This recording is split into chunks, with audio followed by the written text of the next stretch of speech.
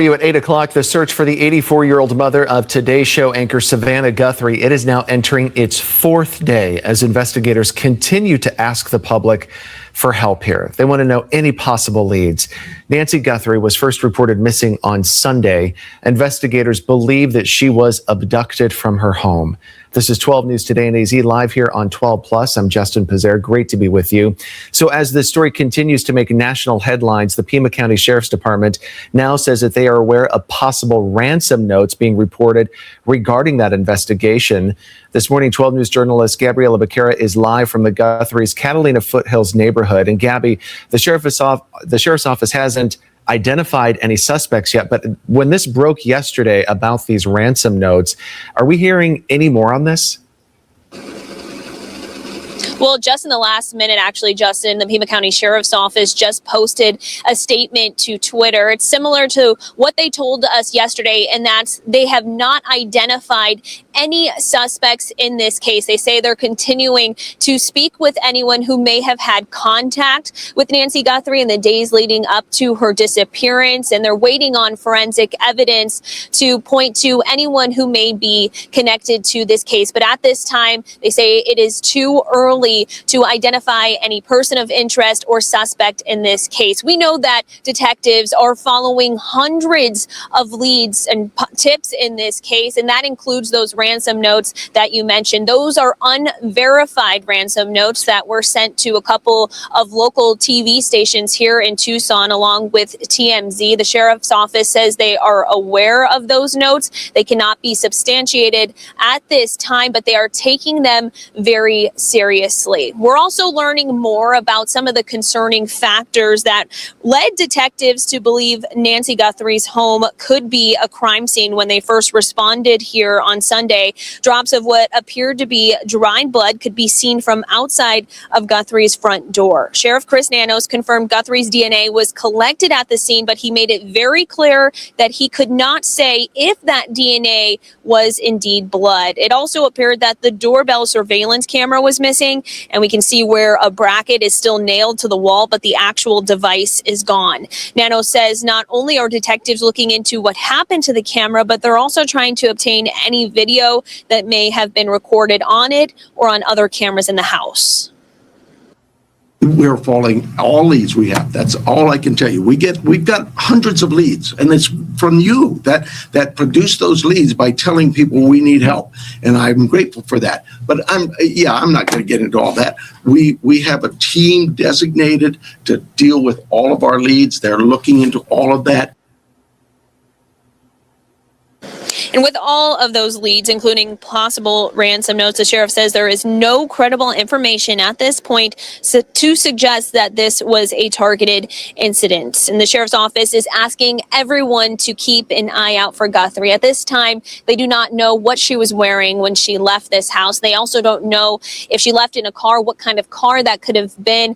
They also don't know at this time if she is injured. So they're asking everyone again to just keep an eye out for anyone who looks like her, and any tips that you think may be important should be given directly to the Pima County Sheriff's Office. Justin? Yeah, I know, Gabby, the sheriff was saying earlier that, for those neighbors to check their doorbell camera, go through all their footage. Maybe they see something suspicious on there to turn that over.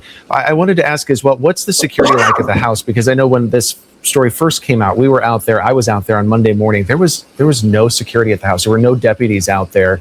I actually had a neighbor come up to me, and he was looking for a deputy, and there wasn't one. He wasn't out there, which was a little bit surprising. What's it like now? And have you seen family out there as well? Because, the sheriff said that they turned this over now, the house back to the family. In the time that I've been out here, Justin, I have not personally seen any family coming or going from the house, but we have seen security guards that have prevented people from walking onto the property. They've been walking around with flashlights at night, as this is a very dark area. And then we've seen them kind of switch off and change shifts this morning as well. So this situation is very scary for obvious reasons. We have an 84-year-old woman that was kidnapped, and they have ransom notes that's being sent. And now that we have ransom notes that are being sent not only to the news stations, but I think that we have to take a look at the type of news stations that they sent them to. So it's not just that they sent that. So they could have just sent them to the family. They could have just sent them to the police department, to the investigators, but they were very specific about sending them to not only to local news stations, but also to TMZ. And we all know TMZ, they've grown to a point where they are credible in terms of the things that they report. However, they are also known to really get the news out there, to really push narratives, to really push the news, to be the first to report on something. And typically when people get their alerts from TMZ, it brings a lot of attention.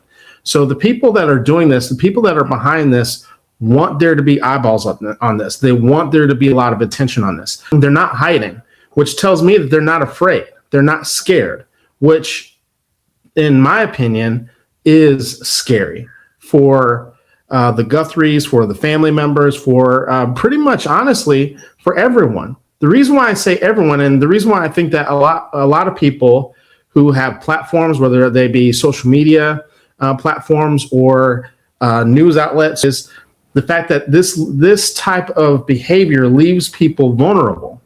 And if this person or these people get away with this, or people start to do like a copycat situation where they start to see that this works. So you put the Guthries but also puts them in a lose-lose situation, because if you don't give them the money, then obviously you may never hear from the mother again. So there's no guarantee one way or the other. For them to not have security cameras, for them not to have footage on this, with as many cameras as we have that are out there, I mean, we've seen and we've heard of people committing other crimes where even if they can't pull it from the house that they committed the crime from, they will oftentimes find footage from, neighbors' houses or even up the street.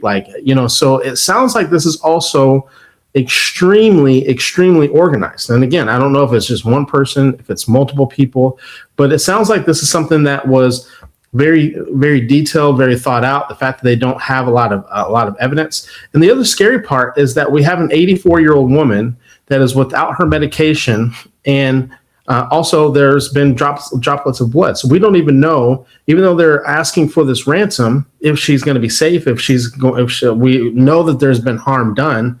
We don't know. They've said that they don't know if it's her blood or if it's one of the kidnappers' blood. However, we do know that there was a struggle. They did confirm that there was a struggle. Even if they find her and she's safe, there's no guarantee that they're going to find the perpetrators who did this either. So there's a lot that is going into the situation that I think that a lot of people need to keep their eyes on. So I will keep you updated as updates come out and come forward. Leave your thoughts in the comments down below. Also, I know this can also be very triggering for people. If you are someone who needs to talk to someone about this, maybe you have experienced similar trauma. If you want to work with someone, if you go to the links in my description, you can work with a BetterHelp therapist. You'll get 15% off your first month of therapy. So take full advantage of that. Also, make sure you subscribe to my Substack, linked in my description as well. That's another place where I will keep update not only on this story, but also on other stories that we talk about as well. So let me know your thoughts in the comments below, and I will see you in the next video. You guys have a good one.